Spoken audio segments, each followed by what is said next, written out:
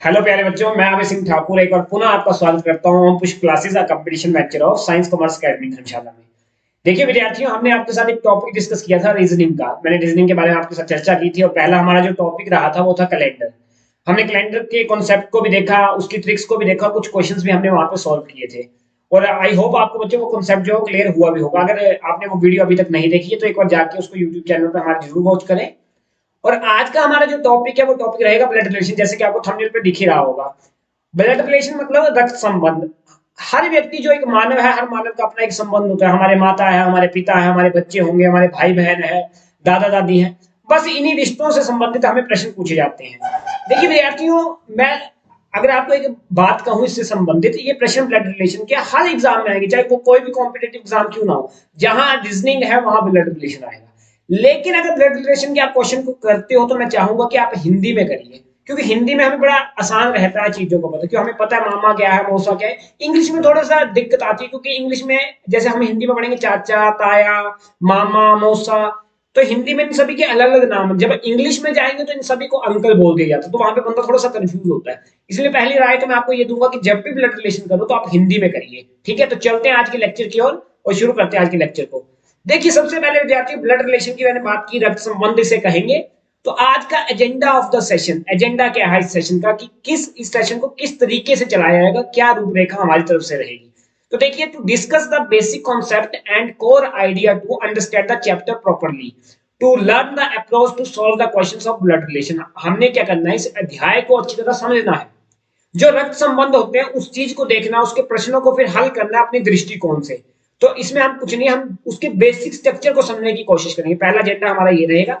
Second one है to discuss some questions for better understanding of concept implementation of approach. देखिए, इस chapter को समझने के लिए हमें कुछ बेसिक क्वेश्चंस करने पड़ेंगे, क्योंकि बिना क्वेश्चंस के हमें ये चैप्टर नहीं आने वाला। हम आज की मतलब इस लेक्चर में कुछ क्वेश्चंस को भी देखेंगे, जिससे हमारे चैप्टर की कॉन्सेप्ट को और क्लैरिटी मिलेगी। तो चलते हैं आज की आगे चैप्टर को समझते हैं कि कैसे ब्लड रिलेशन के क्वेश्चंस रहते हैं। सबसे पहले बच्चों, अगर मैं बात करूं इस मतलब ब्लड रिलेशन का जो चैप्टर है, इसमें कितने टाइप के क्वेश्चन आपसे पूछे जा सकते हैं। तो पहला पजल टाइप, आपको पजल फॉर्म दिखेगी ब्लड रिलेशन में। दूसरा रहेगा कोडिंग फॉर्म में, जहां कोड्स कोड्स वगैरह यूज किए जाएंगे। थर्ड है इंडिकेटिंग फॉर्म, मतलब किसी को कोई दर्शा रहा हो। पजल फॉर्म में क्या, जैसे मैंने बोल दिया कि ए बी का भाई है, बी ए का भाई नहीं है, तो बताइए बी का ए के साथ क्या संबंध है। ये आ गया सिंपल पजल फॉर्म में। अगर कोडिंग फॉर्म में आएगा तो कोडिंग फॉर्म में मैं यूं कर दूंगा, जैसे मैं लिखूंगा कि ए प्लस बी, इसका मतलब है कि ए जो है वो बी का भाई है। अगर मैंने बोल दिया ए माइनस बी, तो इसका मतलब ए है कि ए जो है वो बी का बहन है। तो ये आ गई कोडिंग वाली फॉर्म। थर्ड फॉर्म आती है इंडिकेटिंग फॉर्म। इंडिकेटिंग फॉर्म क्या होती है, जैसे ये बोलेगा बंदा कि कल मैंने एक स्त्री को बीच पर देखा, वो लड़की मेरे भाई की बहन की ये थी वो थी। तो इस प्रकार की, जहां मैं एक बंदे को या एक फोटो को या किसी चीज को इंडिकेट करूंगा, उसकी तरफ इशारा करते हुए मैं आपको प्रश्न पूछूंगा। तो ये तीन प्रकार के प्रश्न बच्चों ब्लड रिलेशन से रहेंगे। आई होप आपको प्रश्नों का पता चला होगा, और जब हम सोल्व करेंगे तो और ज्यादा आपको क्लैरिटी मिलेगी। आज का लेक्चर हमारा पजल फॉर्म में रहेगा, अगले लेक्चर में लेके आऊंगा तो उसमें कोडिंग फॉर्म करेंगे, फिर थर्ड लेक्चर में हम इंडिकेटिंग फॉर्म को देखेंगे। तो चलते हैं विद्यार्थियों आगे की ओर और समझते हैं आगे क्या है आपके लिए नया। देखिए इसके कुछ बेसिक कॉन्सेप्ट देखो। अगर आपने कोई चैप्टर समझना, सबसे पहले हमें कुछ कॉन्सेप्ट बनाने होंगे। देखो आपने जैसे कई बार ये पढ़ा भी होगा चैप्टर, तो कई जगह क्या होता है, जैसे मेल है, पुरुष जो है, इस पुरुष को भिन्न भिन्न चीजों से डिनोट किया जाता है। जैसे प्लस से डिनोट किया जाएगा, कुछ जगह डब्बे से डिनोट किया जाएगा, अपने अपने तरीके। आप चाहे सर्कल मान लो, कोई दिक्कत वाली बात नहीं है। लेकिन मैं जब करूंगा तो मैं इसको बॉक्स लेके चलूंगा, एक स्क्वायर या एक रेक्टेंगल मानूंगा मेल को। अगर फीमेल की मैं बात करूं तो फीमेल जो स्त्री है, इसको मैं सर्कल में रखूंगा, या इसको मैं माइनस के साथ डिनोट करूंगा। आगे जैसे कोई मैरिड कपल आगे, लेट्स सपोज मैंने नाम लिया कि ए जो है वो बी की पत्नी है। ए जो है वो बी की पत्नी है। ए पत्नी है तो ए को मैं सर्कल में रखूंगा, बी जो है वो पति है तो इसको मैं डब्बे में रख दिया, क्योंकि ये मेल था ये फीमेल थी। अब ये दोनों मैरिड कपल है तो मैं इनको क्या कर दूंगा, एक दानेदार डब्बे के अंदर रख दूंगा, क्योंकि इससे मुझे ये इंडिकेट होगा कि ये जो कपल है ये एक मैरिड कपल है। तो मैरिड कपल के लिए हम क्या करेंगे, उस जोड़े को एक डब्बे में रखेंगे, जो कैसा डब्बा होगा, दानेदार डब्बा रहेगा। अगली बात आती है फोर्थ पॉइंट जो है सेम जनरेशन। अगर सेम जनरेशन की बात करूंगा तो उसको मैं हॉरिजॉन्टल लिखूंगा अपने साथ। जैसे सपोज ये मैं हूं, ये मैं, और मैं एक लड़का हूं, तो मैं अपने आप को डब्बे के अंदर रख रहा हूं। कल को मेरी शादी हो जाती है किसी लड़की के साथ, तो उसको मैं अपने सामने रखूंगा, क्योंकि वो मेरी सेम जनरेशन की है। अगर मैं बात करूं अपने भाई की, तो मेरा भाई भी मेरे साथ आएगा, हॉरिजॉन्टल लाइन में। अगर मेरी बहन की बात करूंगा तो वो भी यहाँ ही आएगी। कल को मेरे भाई की शादी हो जाती है तो उसकी जो बीवी होगी वो भी मेरे साथ ही आएगी। तो जो जनरेशन सेम होती है, जब हम एक ही जनरेशन की बात करते हैं, एक ही पीढ़ी की बात करते हैं, तो उसको हम क्या बोलते हैं, हम अपने हॉरिजॉन्टल लाइंस में लिखते हैं। लेकिन जब जनरेशन गैप आ जाए, जनरेशन गैप का मतलब ये है कि मैं जो हूं, मैं एक बंदे का बेटा हूं, वो है बी, मतलब बी जो है मेरे पिता है, तो मैं जनरेशन गैप इसलिए मैं वर्टिकल लिखूंगा, मैं इनसे नीचे आऊंगा। अब बी जो है ये किसी के पिता मतलब किसी के बेटे होंगे, तो सी मैंने लिख दिया वो ऊपर। तो ये जनरेशन गैप बन गए। जब जनरेशन गैप बनेगा तो हम वर्टिकल लाइन में इसको अप से डाउन की ओर आएंगे, और जब हम जनरेशन सेम की बात करेंगे, सेम जनरेशन की बात करेंगे, तो हम हॉरिजॉन्टल चलेंगे, अपने आमने सामने चीजों को डिनोट करेंगे। तो आई होप विद्यार्थियों आपको क्लियर हुआ। बाकी जब क्वेश्चन करेंगे तो ज्यादा और क्लैरिटी आपको आएगी। चलते हैं आगे। देखिए फैमिली ट्री को समझते हैं। सबसे पहले फैमिली ट्री क्या है, देखो जैसे ये है, ये एक माई सेल्फ, मतलब मैं अपने बारे में बता रहा हूँ। ये हस्बैंड हो गया, इसकी एक पत्नी जिस लड़की के साथ इसकी शादी हुई है, वाइफ हो गई इसकी। अब कल को इनके मतलब बच्चे होते हैं, ये उनका सन हो गया, ये उनकी डॉटर इन लॉ, मतलब इस सन की भी मतलब शादी होगी तो इनकी बीवी आ गई, ये भी मैरिड कपल बन गया। इसी प्रकार मेरी एक मतलब बेटी थी, उस बेटी की भी शादी कर दी तो वो भी एक मेल के साथ जब शादी होगी तो भी मतलब एक मैरिड कपल बन गया। तो एक मैरिड कपल आपके पास ये आ गया, एक मैरिड कपल ये आ गया, एक मैरिड कपल यहाँ पे आ गया। अब मेरे पिता होंगे, वो मेरे से ऊपर जाएंगे, मेरी माता होगी मेरे से ऊपर जाएगी, उनके पिता माता उनसे भी ऊपर जाएंगे। क्यों? क्योंकि हमने बात की जब जनरेशन का गैप बनेगा, जनरेशन गैप आएगा तो हम क्या करेंगे, वर्टिकल लाइन को शो करेंगे। वर्टिकल लाइन मतलब अपने से ऊपर नीचे चीजों को लिखेंगे। अगर मेरे पुत्रों की बात हुई तो वो मेरे से नीचे हुई, मेरे माता पिताओं की बात हुई तो मेरे से ऊपर हुई, उनके भी माता पिताओं की बात होगी तो वो उससे भी ऊपर होगी। इस प्रकार चलता है। अगर मैं बात करूं अपने जैसे मेरे भाई बहन की बात, तो वो मेरे साथ साथ आएंगे। ये देखो, ये मेरे भाई था, मेरे भाई की बीवी ये मेरे साथ आई, ये मेरा ये मेरी बहन है, और मेरी बहन का जो मतलब पति है, ब्रदर इन लॉ, ये मेरे साथ आएगा।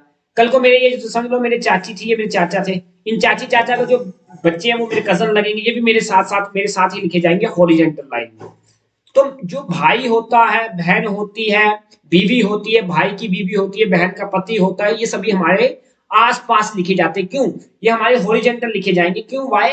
बिकॉज़ हम एक ही जनरेशन को शो करते हैं, हम एक ही जनरेशन से बिलोंग करते हैं। और जब एक जनरेशन से आप बिलोंग ना करो, जनरेशन का गैप बन जाए, तो हम वर्टिकल लाइन शो करेंगे। जैसे आपको दिख रहा है, मेरे दादा परदादा ऊपर थे, उससे नीचे मेरे दादा आए, फिर मेरे माता पिता आए, फिर मैं आया, और उसके बाद मेरे बच्चे आएंगे, उनके बच्चे उससे भी नीचे आएंगे, कल को उनके भी बच्चे आ गए वो और नीचे आएंगे। ये वर्टिकल लाइन भी शो करूंगा। और अगर मैं बात करूं अपने साथ, मेरी बीवी की, तो मेरे साथ में आई वो, भाई बहन मेरे साथ में आए, मेरे चाचा चाचे की जो बेटे बेटियां हैं वो भी मेरे साथ साथ आई। तो ये हॉरिजॉन्टल लाइन में चलेगा जब जनरेशन सेम रहेगी। आई होप आपको इतनी बात विद्यार्थियों क्लियर हुई है। बाकी एक बार मैं अपना फ्लो चार्ट बना के आपको समझाता हूँ। चलिए आगे देखते हैं। देखो यहाँ पे मैं मानता हूँ ये मैं हूँ, मी, मेरा एक भाई है, उसका नाम हम आर्यन रख देते हैं, और मेरी एक बहन भी है, उस बहन का नाम हम कुछ भी रुचि रख देते हैं। चलो ठीक है, ये मैं, ये मेरा भाई, ये मेरी बहन। कल को मेरे, अब देखो मेरे पिता भी होंगे, क्योंकि हर एक व्यक्ति फादर मदर तो होंगे तभी आए हम दुनिया में। इनकी पिता की भी शादी हुई होगी, ऑब्वियसली सी बात है। अगर मैं हूं तो बीवी भी होगी इनकी, तो वो मेरी मदर हो गए। अब ये एक मैरिड कपल बन गया, तो मैं इनको दानेदार रेखा में रख दूंगा। ठीक है, अब ऑब्वियसली सी बात है, अगर ये पिता है तो इनके भी कोई ना कोई पिता तो रहे ही होंगे, तो ये उनके फादर आ गए। और इन्होंने भी शादी की होगी, ऑब्वियसली बात एक लड़की से की होगी, तो मैं सर्कल के अंदर रखूंगा फीमेल, ये उनके माता पिता आ गए। अब मेरी जो मदर थी उनके भी पिता होंगे, ये उनके फादर आ गए। अब उन्होंने भी एक शादी की होगी किसी स्त्री के साथ, वो फीमेल, इसलिए मैं सर्कल में रख रहा हूँ, और दानेदार डब्बे में इसको रख दूंगा क्योंकि ये मैरिड कपल है। अब कल को होता क्या है, मेरी शादी हो जाती है, तो मेरी शादी, अगर मैं पुरुष हूं तो मेरी शादी जिसके साथ होगी वो एक स्त्री होगी, और यहाँ पे एक फीमेल आ गई जिसके साथ मेरी शादी होगी, एफ लिख दिया मैंने, और दानेदार रेखा में मैं इसको कर दूंगा डिनोट, क्योंकि एक मैरिड कपल बन गया। कल को मेरी बहन की भी शादी हो जाती है किसी ए नाम की व्यक्ति के साथ, तो ये भी मैरिड कपल बन गया, तो इसको भी मैं दानेदार रेखा में रख लूंगा। अब कल को होता क्या है, मेरी बहन का कोई बेटा होता है, एस से शो कर रहा हूं मैं इसको, बेटा होता है, तो ये हमसे नीचे जाएगा। क्यों? क्योंकि जनरेशन का गैप और हमसे छोटी जनरेशन है, तो ये हमसे नीचे जाएगी। जो जनरेशन, जो व्यक्ति हमसे बड़े थे उनको मैं ऊपर लेके गया। क्यों? क्योंकि वो हमसे जनरेशन में बड़े हैं। जो जनरेशन सेम थी वो मैंने अपने आस पड़ोस रखी। अब कल को मेरा बच्चा कोई हो जाता है बी नाम का, तो वो मैं अपने से नीचे रखूंगा। मेरी कोई बेटी हो जाती है सी नाम की, तो मैं उसको अपने से नीचे रखूंगा। कल को मेरे बेटे की शादी हो गई किसी डी नाम की लड़की के साथ, वो भी मेरे से नीचे आएगी। तो इस प्रकार से संबंध चलते हैं बच्चों। मैं समझाना ये चाह रहा हूं कि जब जनरेशन क्या हो, जनरेशन दो ही टाइप की हो सकती है, या तो जनरेशन गैप होगा मतलब हमसे बड़े या छोटे होंगे, या जनरेशन सेम रहेगी, दो चीजें हो सकती है। अगर गैप है, जनरेशन में गैप है मतलब कि मेरे दादा परदादा की बात हो रही है, मेरे पिता की बात हो रही है, मेरे बच्चों की बात हो रही है, तो जनरेशन का गैप बन गया।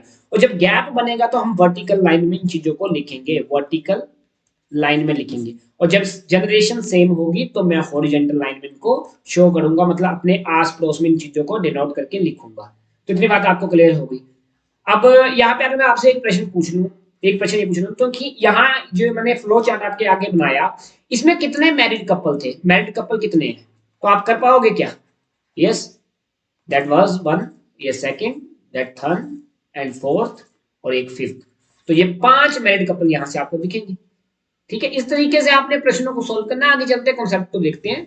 देखिए आगे कुछ संबंध अप्रत्यक्ष अगर बात करें रेफरेंस पॉइंट्स की, और वास्तविक संबंध क्या कहलाते हैं, जैसे माता या पिता का जो पुत्र होता है उसको हम भाई कहते हैं। अब मेरी माता का कोई पुत्र है या मेरे पिता का जो पुत्र है वो मेरा क्या लगेगा, भाई लगेगा। अब मेरी माता या पिता का कोई पुत्री है वो मेरी बहन लगेगी, ऑब्वियसली सी बात है। अब पिता का भाई क्या लगेगा मेरा, या तो चाचा लगेगा या ताया लगेगा, जिसको मैं इंग्लिश में अंकल करूंगा, या तो चाचा होगा या आपका ताया होगा। ओके, इसके बाद पिता की बहन मेरी आंट मतलब बुआ रहेगी। ओके, इसके बाद है पिता का पिता क्या, मेरे पिता के पिता जो है वो मेरे दादा रहेंगे, ग्रैंडफादर। अगर पिता की माता की बात करूं तो पिता की जो माता होगी वो मेरी दादी है, ग्रैंड मदर। ओके, अब आता है माँ का भाई मैटरनल अंकल। देखो बच्चों यहाँ पे मैं एक बात समझाना चाहूंगा, अंकल जो है वो दो टाइप के हैं। हिंदी में तो बड़े टाइप के, लेकिन अंग्रेजी में दो टाइप के, एक होता है मैटरनल अंकल और एक होता है पैटर्नल अंकल। देखिए एम फॉर माता, आपने बस इतना याद रखना, एम फॉर माता, पी फॉर पिता। तो पिता वाली साइड के अंकल को हम बोलेंगे पैटर्नल अंकल। पिता वाली साइड से कौन, जैसे चाचा, ताया, आपका बुआई जिसको आप बोलते हैं फूफड़, वो हो गया। ये सभी आपके क्या रहेंगे, पैटर्नल अंकल रहेंगे। माता वाली साइड से कौन होता है, जैसे मामा, आपका मौसा, तो ये सब क्या होंगे, आपके मैटरनल अंकल रहेंगे। इस प्रकार से आंट भी जो है, आंट भी आपकी दो टाइप की रहती है, maternal aunt, paternal aunt. Maternal में कौन रहेगी, जैसे आपकी मामी हो गई, मौसी हो गई। पैटर्नल में कौन आएगी, आपकी चाची होगी, ताई होगी, या बुआ हो गई। तो माँ की बहन मैटरनल आंट रहेगी। इस प्रकार से आपने रिलेशन देख लेना। आई होप आपको ये क्लियर ही होंगे, लेकिन मैंने बता दिया एक बार रेफरेंस पॉइंट देके आपको। चलते हैं आगे। आज देखिए कुछ जो हमारा एजेंडा मैंने बात किया, अभी हमने जिस कॉन्सेप्ट को देखा तो हमने इसी पे आप क्वेश्चन सॉल्व करने हैं। To solve any type of questions of blood relation, remember these 2 points in the sequence, they are written and apply them in the same sequence. पहली बात आपने दो चीजों का जरूर विशेषकर ध्यान रखना है प्रश्नों को सॉल्व करते समय। पहला कि जेंडर डिफाइन रखना चाहिए। जब तक आपको जेंडर डिफाइन ना किया जाए तब तक आपने जेंडर खुद से डिफाइन नहीं करना है। कई बार हम राजू नाम यूज किया जाएगा प्रश्नों में, लेकिन राजू नाम ये नहीं कि आप अपने हिसाब से देख लो कि राजू कर दिया तो राजू एक लड़का ही होगा। ऐसा कभी नहीं करना। जब तक वो प्रश्न डिफाइन नहीं कर रहा कि वो एक लड़का है, तब तक आप उसको लड़का नहीं मानोगे। वो लड़का भी हो सकता है और लड़की भी हो सकती है, क्योंकि नाम से क्या है, नाम किसी का कुछ भी हो सकता है। और दूसरी बात जनरेशन गैप, इसको भी मद्देनजर रखना कि जनरेशन का गैप, अगर चाचे ताऊ की बात हो रही तो हमसे ऊपर चलेंगे, अगर हमारे बेटों की बात हो रही तो हमसे नीचे चलेंगे। चलते हैं आज के प्रश्न की ओर। देखिए आज का जो पहला प्रश्न है वो है टाइप 1 रहेगा। इसमें दीपक का एक भाई अनिल है, दीपक प्रेम का पुत्र है, आदित्य जो है प्रेम का पिता है, संबंध के अनुसार आदित्य अनिल का क्या है। देखिए पहली बात, पहले लाइन पे जाना आपने, दीपक का भाई अनिल है। दीपक जो है बच्चों, दीपक का जो भाई है वो कौन है, अनिल है। अनिल भाई है किसका, दीपक का। तो मैं अनिल को डब्बे के अंदर लिख दूं, क्योंकि डब्बा क्या है, डब्बा इंडिकेट करता है किसको, मेल को, और सर्कल इंडिकेट करेगा फीमेल को। अनिल भाई था दीपक का। मैंने दीपक पे ना सर्कल लगाया ना ही डब्बा लगाया, क्यों, क्योंकि मुझे यहां से ये नहीं पता चलता कि दीपक लड़का है या लड़की है, कुछ भी हो सकता है दीपक जो अनिल की बहन ही हो, तो हम इसको नहीं डिफाइन करेंगे। तो बात क्या हुई, दीपक का एक भाई अनिल है, दीपक जो है इसका एक भाई है अनिल। बात करेंगे दीपक प्रेम का पुत्र है, दीपक जो है वो प्रेम का पुत्र। अब मुझे क्लियर हुआ कि दीपक एक लड़का है, क्योंकि दीपक एक पुत्र है किसका, प्रेम का। तो प्रश्न ने इंडिकेट किया इस, तब जाके मैंने ये डब्बा शो किया इसको। तो दीपक प्रेम का पुत्र, दीपक जो प्रेम का पुत्र में प्रेम जो पिता हुए, इसलिए दीपक से अप जनरेशन में आए, ऊपर की तरफ आए।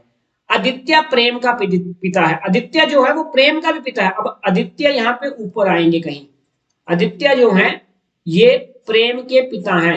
अब प्रेम मुझे नहीं पता कि लड़का है या लड़की, ये लड़का है लड़की, इस बात को हमने देखेंगे क्योंकि यहाँ पे ये भी डिफाइन नहीं कर रही है कि पिता है या माता, क्योंकि दीपक प्रेम का पुत्र था, दीपक जो था वो प्रेम का पुत्र था। अब बोला गया आदित्य जो प्रेम का पिता है, लेकिन प्रेम का नहीं पता चला ये माता है उसकी, ये पिता है। तो संबंध के अनुसार आदित्य अनिल का क्या है। अब आदित्य जो है वो अनिल का क्या है। अगर मुझे एक बात बताइए, दीपक का भाई था अनिल, अगर ये दोनों आपस में भाई भाई हैं तो ये प्रेम जो है ये या तो दीपक और अनिल का पिता होगा या फिर माता होगी। इतनी बात हमें क्लियर है। तो अगर बात की जा रही है आदित्य की अनिल के साथ, तो अगर मैं यहाँ पे पिता का इसको पिता का पिता मान लू तो ये पौत्र बन जाएंगे, आदित्य जो होगा वो दादा बन जाएगा अनिल का। तो ग्रैंडसन या फिर ग्रैंडफादर, दो ऑप्शन में, लेकिन पूछा किसका गया, आदित्य का अनिल के साथ। तो आदित्य कभी भी ग्रैंडसन तो नहीं बन सकता। अगर अपर जनरेशन में तो ग्रैंडसन तो कभी नहीं बनेगा। अपर जनरेशन की बात हो रही है, पुत्र भी कभी नहीं हो सकता और भाई भी नहीं हो सकता, क्योंकि अगर भाई होता तो सामने लिखा जाता ना एक दूसरे के।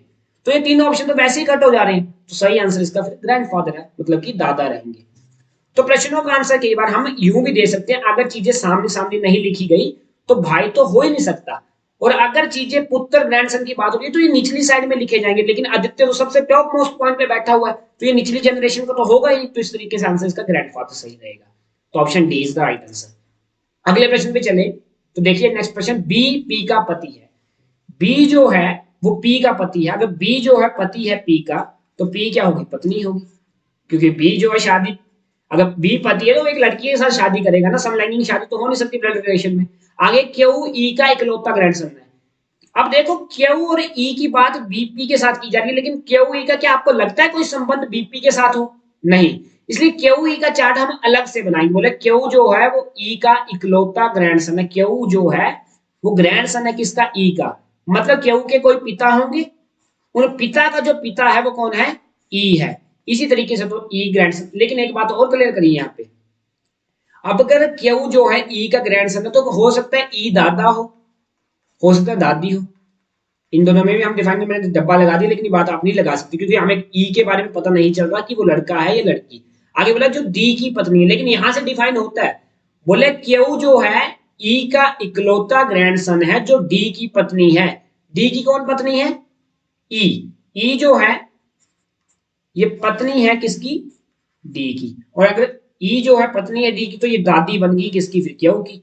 तो यहाँ पे फिर इसका कोई बेटा होगा, उस बेटे का जो बेटा है वो है आपका क्यू। तो इतनी बात क्लियर हुई।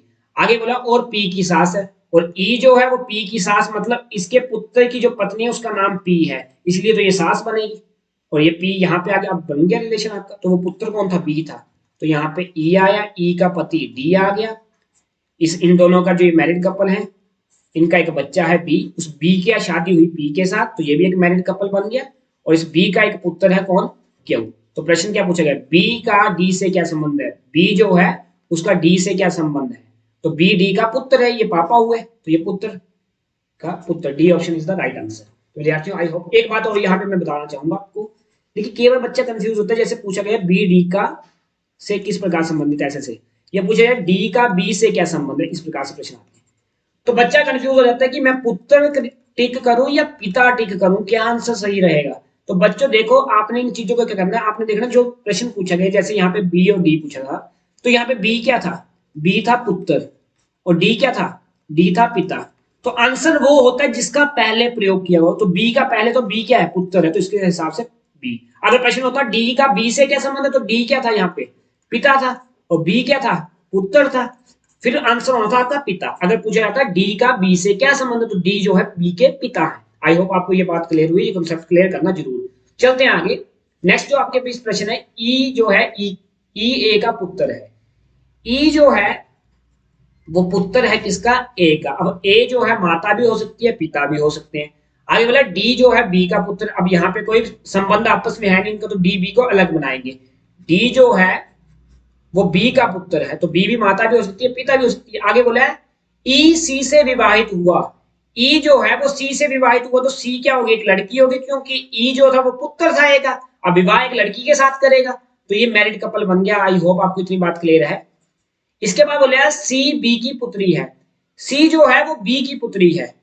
अब सी जो है बी की पुत्री है, तो बी यहाँ पे आ गया, सी पुत्री बन गई। और इसी सी का एक भाई है जो कि डी। क्यों, क्योंकि हमने बात पहले पढ़ी, जो आपका डी था वो बी का पुत्र था। अगर डी जो है बी का पुत्र और बी सी जो है वो बी की पुत्री तो ये आपस में भाई बहन बन गए, तो ये भाई बहन का संबंध आ गया। आगे बोला गया डी का ई से क्या संबंध है। अब डी क्या ई से क्या संबंध है, तो डी ई का क्या लगेगा, भाई लग सकता है। नो, भाई तो सी का है। अंकल नहीं, ससुर नहीं, brother in law, brother in law लग रहा है वो, इस हिसाब से D option is the right answer. आपको आई होप ये क्लियर हो रहा है। इसके बाद आगे चलिए, क्यू जो है कि माँ पी की बहन है। क्यू की जो माँ है, अब मैं मान लेता हूं क्यू की जो माँ होगी, सर्कल में लिख रहा हूं, ये पी की बहन है, तो पी की बहन आ गई, क्यू की माँ पी की बहन है। आगे बोला गया एम की पुत्री है, और एम की क्यू जो है, एम की क्यू की जो माँ है वो पी की बहन है, और एम की पुत्री, एम क्या आ गई, ऊपर आ गई, और ये पुत्री बन गई। इतनी बात क्लियर हुई। बोले एस पी की पुत्री, एस जो है वो पी की पुत्री है, एस पी की पुत्री। अब पी पिता भी हो सकते हैं, माता भी हो सकती है, और टी की बहन है, टी की बहन। अब टी भाई भी हो सकता है, बहन भी हो सकती है, हमें जेंडर क्लियर नहीं हो रहे। अब बोला गया एम टी से किस प्रकार संबंधित है। अब एम टी से किस प्रकार, जब आपको एक बात क्लियर हो रही है, एम जो है, अगर नाना, ये तो या तो नाना है या नानी है, क्योंकि बातें हमें क्लियर नहीं, या तो ये नाना है या नानी है। और अगला बोला गया है ऑप्शन में ग्रैंड मदर कभी नहीं हो सकता, क्योंकि हमें जेंडर डिफाइन ही नहीं है एम का, ना ही हमें पता लड़का है ना लड़की, तो पहला ऑप्शन गलत।